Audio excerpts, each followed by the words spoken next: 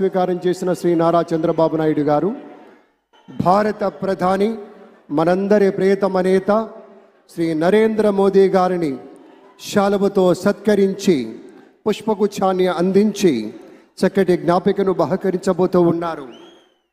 మనందరికీ ఇష్టమైనటువంటి రీతిలో ఏడుకొండల ప్రభువు యొక్క ప్రతిమను శతకోటి భక్తుల బంగారు గడపగా మనం కొలిచేటువంటి శ్రీ వెంకటేశ్వర స్వామిని ఇటు మన చంద్రబాబు నాయుడు గారు, అటు మన పవన్ కళ్యాణ్ గారు, మన గవర్నర్ గారు వారికి బహుకరిస్తున్నటువంటి శుభ సందర్భం.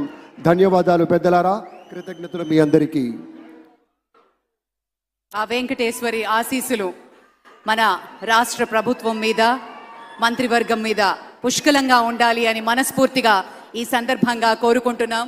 విశ్వ ప్రపంచంలో భారతదేశాన్ని, తెలుగు నేలను శిఖరాగ్రాన నిలపడం కోసం సోపాన పంక్తిని పేర్చుతున్నటువంటి కృషివలుల్ని తయారు చేస్తున్నటువంటి శ్రీ నరేంద్ర మోదీ గారు, శ్రీ నారా చంద్రబాబు నాయుడు గారు, శ్రీ పవన్ కళ్యాణ్ గారు, వారి వ్రతం ఒకటే, ధర్మం బిది, వ్రతం బిది, సద్వివేకం బిది, ఆచారం బిది అని చెప్పినట్లుగా ఆదర్శనీయమైనటువంటి పథకామిగా వారు నడుస్తున్నటువంటి శుభవేళ మళ్ళీ ఈ రాష్ట్ర ప్రజలు వారికి కృతజ్ఞతలు చెప్తూ ఉంటారు.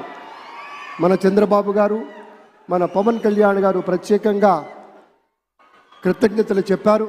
అలాగే వేదికకి కుడివైపునున్నటువంటి ప్రముఖులు అందరి దగ్గరికి కూడా పేరు పేరున వెళ్ళి పలకరిస్తున్నటువంటి శుభవేళ.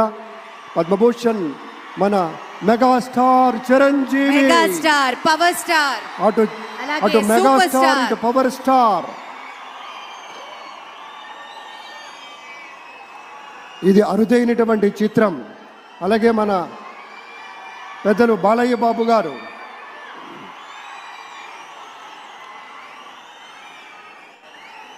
సూపర్ స్టార్ తలైవర్ రజనీకాంత్ గారిని పలకరిస్తున్నారు ప్రధాని.